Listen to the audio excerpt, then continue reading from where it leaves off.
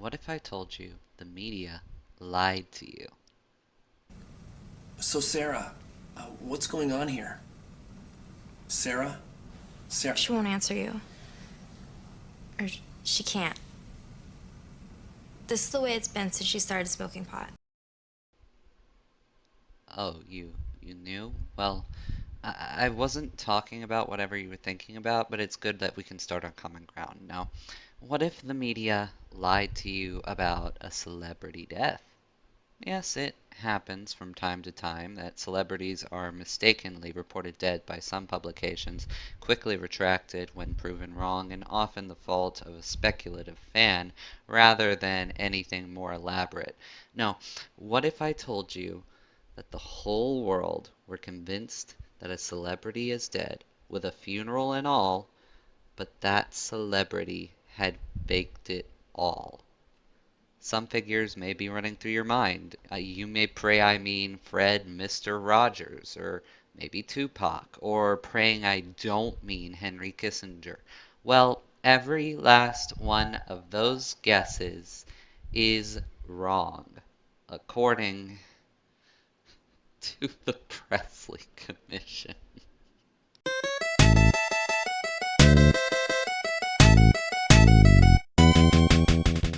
Yeah, that's right. Elvis is alive, according to the Presley Commission, and funnily enough, renowned tabloid outlet Weekly World News. The conspiracy caught fire with a photograph of Elvis in his casket, touched up by the National Enquirer in a way that made him look as if he were sweating. Us, the king was alive, for as a 1994 article reporting on the activities of the sleuthing Stands Before Stands, or fans if you're old like me, proclaims, dead men don't sweat. To be honest with you, I didn't even know the Presley Commission actually existed. My entire exposure to this conspiracy was through articles on the front page of Weekly World News that I'd glimpsed whenever my mom dragged me and my brother along to the grocery store, with someone claiming they'd come up with a photograph of Elvis long after his reported death. I can understand not wanting to accept the circumstances of Elvis's death, considering he died of a heart attack induced by a bout of opioid-induced constipation on the toilet, with at least 4 different opiates in his system. In fact, according to a retrospective article for PBS News, the first report came from a witness to Presley's autopsy, not an acting physician, who announced the king had died due to a cardiac arrhythmia and no drugs were involved at all. Of course, the toxicology report proved that so wrong, but even years later, it seems people are hesitant to accept that a beloved federal agent would succumb to addiction. Oh yeah, did I forget to mention that Elvis Presley was given a special badge and position by Tricky Dick Nixon himself, and that's something all my sources agree on, even if they disagree on Presley's current mortal state. The Presley Commission uses this fact as a base for their theory.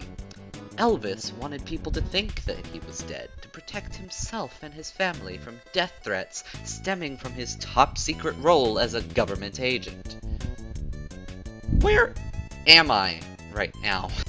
Okay, if this sounds a little less put together, I apologize, because this is completely unscripted. However, further research into the Elvis Information Network, which is still being kept fairly regularly up to date to this day. I don't know where he's getting all this material, but Mr. EIN absolutely has the material.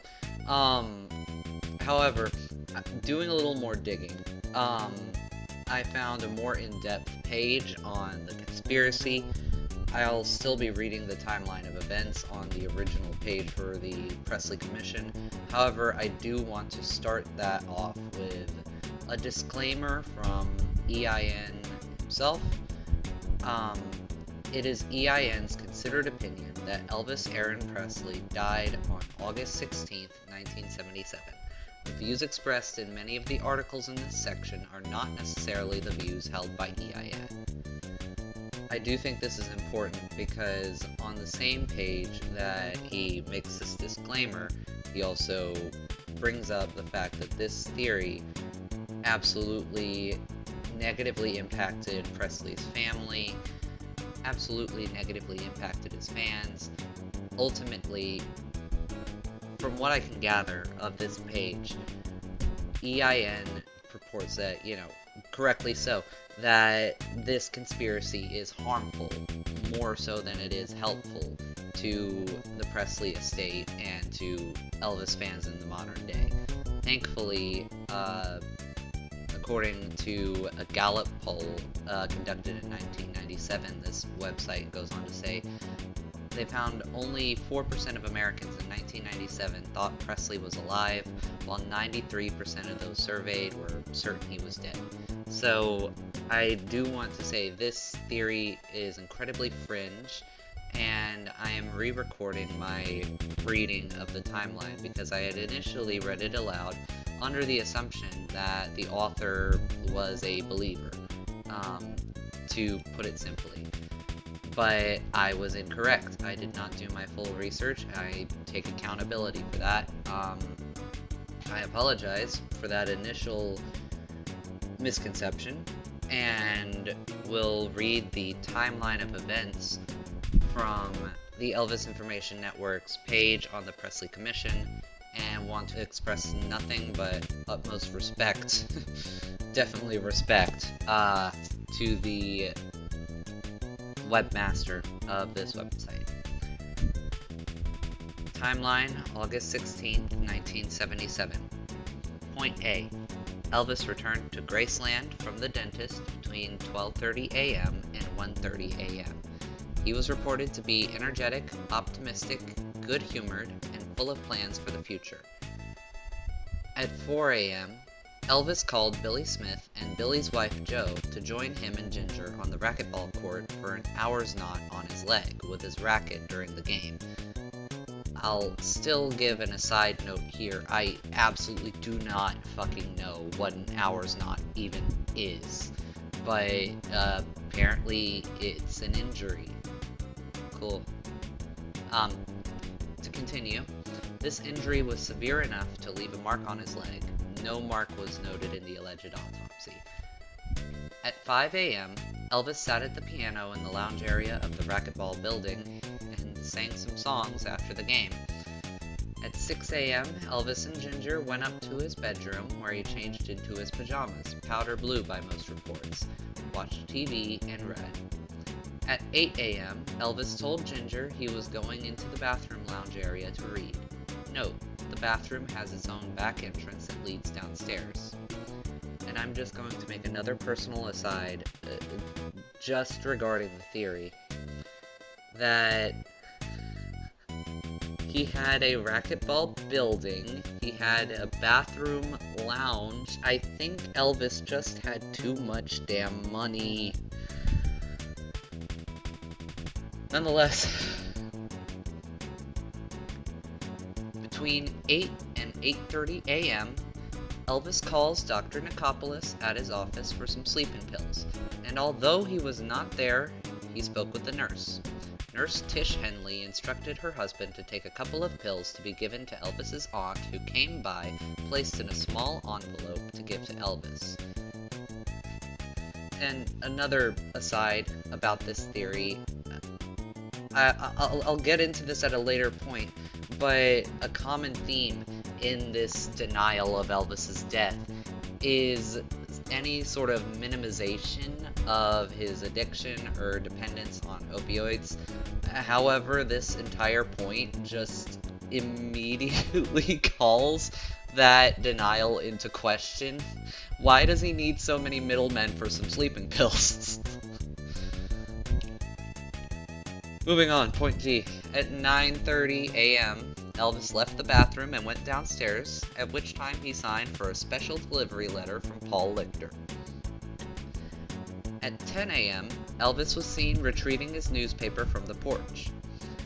At the very least, 3 hours transpired before the reported time of the body having been discovered.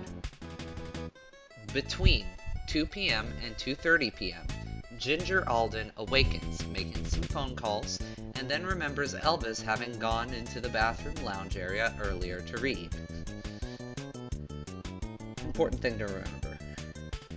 At 2:30 p.m., Ginger claims she discovered Elvis's body in the bathroom lounge area on the floor in front of the commode, where he was purportedly reading, according to police notes. The body was found in a kneeling position with the knees almost touching the chin, resting on the forearms, bent under him, head down, with his face in the carpet. Ginger called down to Al Strada, Elvis's friend and employee, who was in the kitchen. Al came upstairs, then called downstairs for Joe Esposito, Elvis's friend and staff manager. Dr. Nicopolis was called. Joe, realizing a problem with Elvis and also noticed that rigor mortis had set in, he called the fire department, rescue unit number 6. Joe and the others rolled the body over, and then he, Joe, started CPR. At 2:33 p.m., rescue unit number 6 arrived at Graceland. The medics continued CPR despite the body being rigor mortis and with lividity. Spelling in citation. At 2:48 p.m., the body was transported to Baptist Memorial Hospital. At 2:56 p.m., the alleged body of Elvis Presley arrived at BMH, reportedly DOA, dead on arrival. At 3 p.m., family and friends were told that Elvis was pronounced dead. At 3:30 p.m., the fans and public were told that Elvis had died. At approximately 7 p.m., the body was being prepared for an autopsy. At approximately 7:30 p.m., the initial body inspection was completed. Note, the body inspection is when the medical examiner does an external viewing of the body, making notations as to the condition of the body, noting any signs of injury, etc. At 8 p.m., Dr. Nicopolis and Dr. Francisco, the medical examiner for Shelby County, were interviewed in a press conference. And this was likely where Dr. Francisco tried to say that it was a simple cardiac arrhythmia, since an external viewing of the body is absolutely not a toxicology report. He would have no basis to say that no drugs were involved. Now, this charming little sequence of events, as detailed by this website, is just fabulous breeding grounds for a conspiracy, especially in omitting any details about specifically Presley's death instead of the events surrounding it. If this were any other event at all, a claim made from circumstantial evidence wouldn't be guaranteed to be believed. To fill in that big, gaping blank between 2 and 2:30 p.m. in Graceland that day, let's look back at the article from PBS News. Elvis actually died a death that is quite common, albeit an embarrassing one. No, don't be embarrassed. Think of it like entering an exclusive club. Cobain, Morrison, they joined the 27 Club, and Presley joins the Toilet Club, something established even before America was. Just look up a list of recorded toilet deaths, and you'll get me. Elvis was sitting on the toilet, straining very hard to have a bowel movement, a maneuver that put a great amount of pressure on his heart and aorta.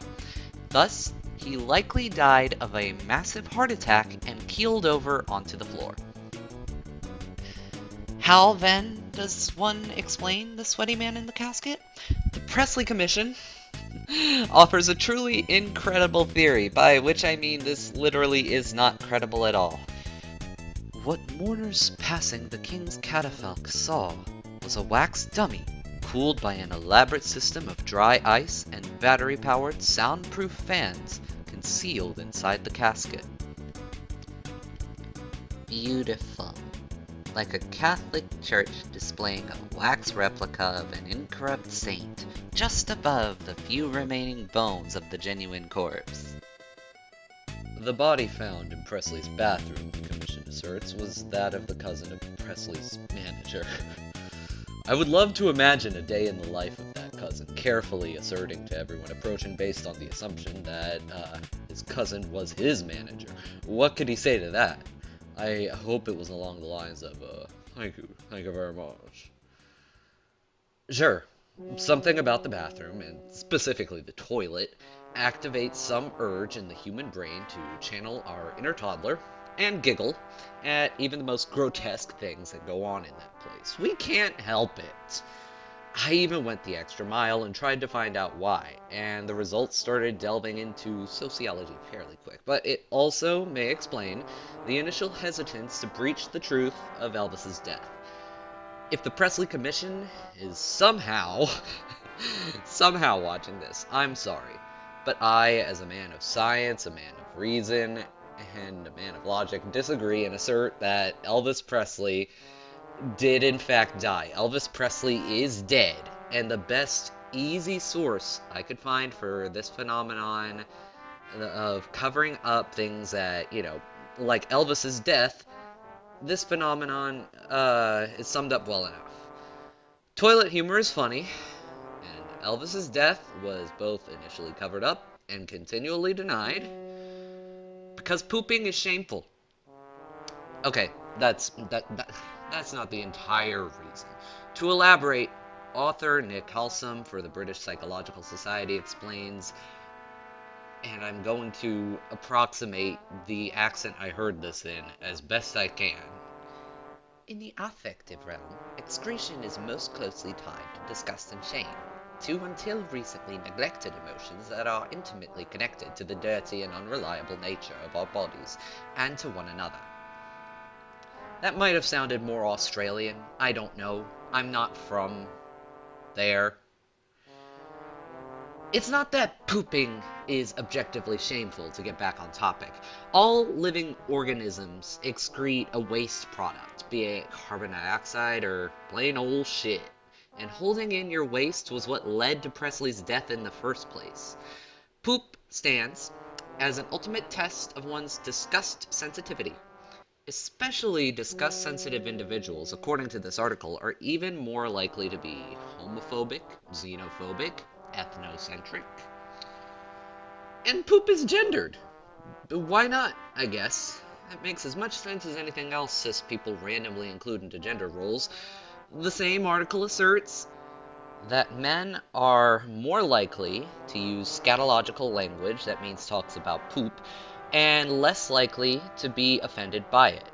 An inverse of women, who are reportedly more disgusted than men by bodily waste, more censorious of flatulence, more concerned about concealing their smells and sounds during bathroom visits, and more likely to wash their hands afterwards.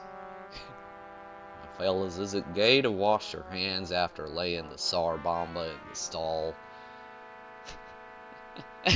My point is, in 1977, the disgust sensitivity of US Americans was so high that they would sooner dismissively report their iconic king of rock and roll had toppled from his empire built by black gospel and soul music because of a simple heart attack, than reveal the double-layered truth. Their pop culture icon and #1 special boy of what would soon become the Drug Enforcement Administration was an addict that died with his bowels overloaded. Considering the state of conspiracy theories nowadays, what with the mere presence of a non-white, non-straight, non-cisgender individual, human or not, prompting properties across all forms of media to be labeled woke by reactionaries who would rather minorities go back to being glimpsed from the corner of their eye and never seen nor heard from further, I actually found myself missing the comparatively innocuous nature of what I called, Elvis death deniers. I failed to even consider, in all that conspiracy, it stems from the same root. No, what I'm being told cannot be true. Thus, I will devise my own truth. What elicits that knee-jerk reaction? Denial? Perhaps. But it is only emboldened by disgust. No, Elvis could not have died high and on the commode.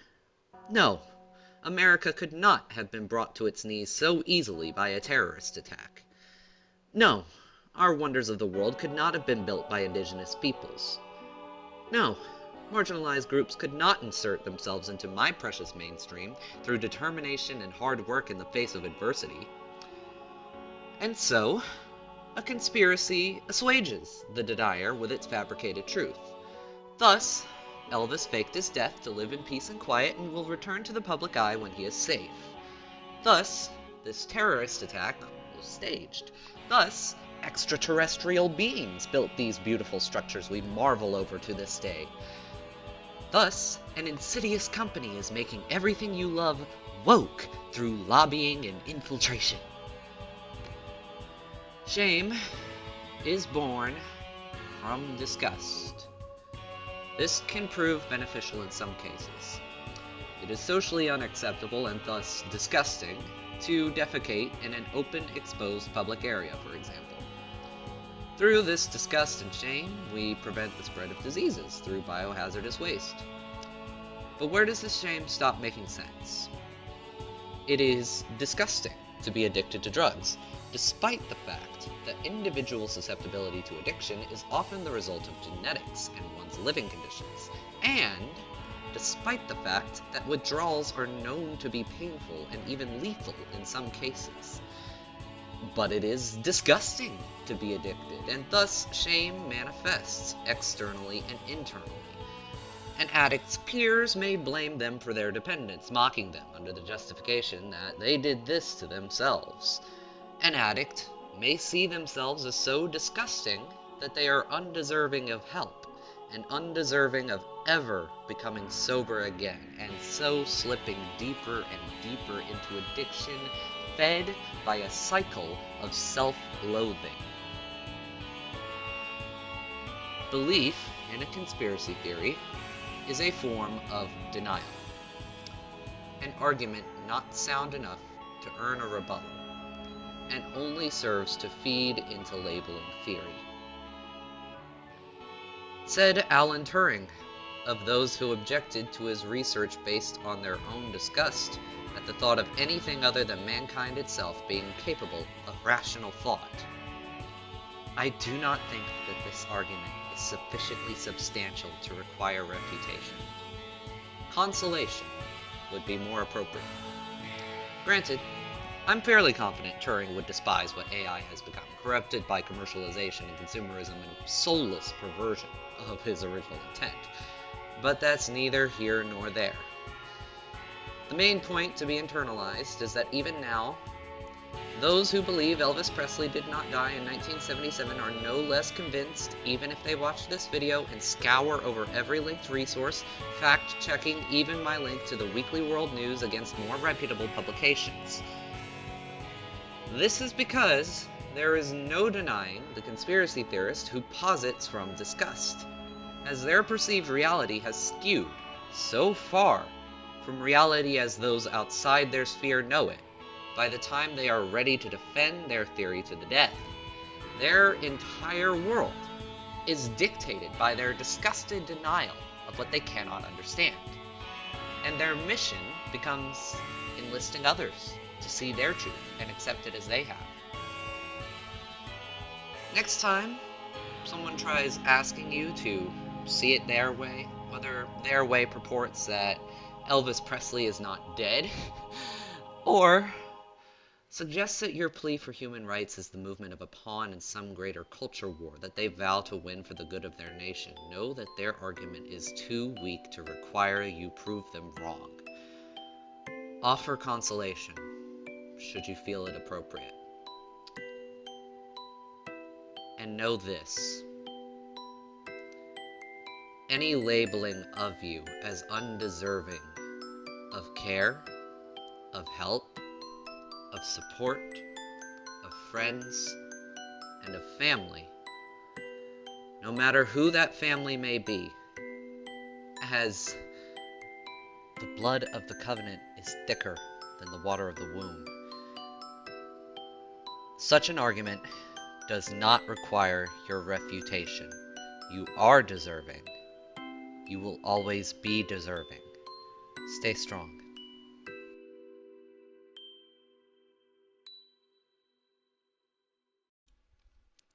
Hey, just wanted to say thank you so much for watching the video. If you enjoy what I do specifically and feel compelled to give me money at all, my first advice to you is this: don't. I'm not doing this for any financial gain. I'm never going to open a Patreon. I'm never going to turn on memberships or anything like that. I'm never going to accept sponsors, ad deals, YouTube partnership, nothing, none of that. And I really, my only gain here would be being heard. I make these videos because I tend to have something to say or something to share. And so, as long as somebody's seeing it, I'm fine. But money tends to come into the picture.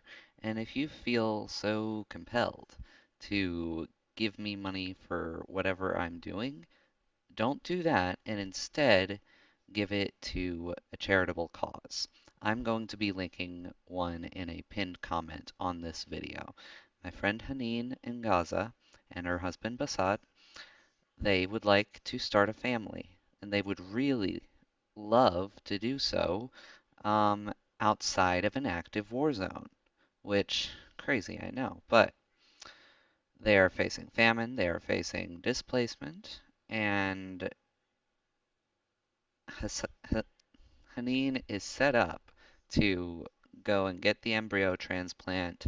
She just needs to get to Egypt and to get that done. And she also needs to, eat to survive. And things there right now, like cooking oil costs, I want to say like $7 or $9 USD for a 30-ounce bottle.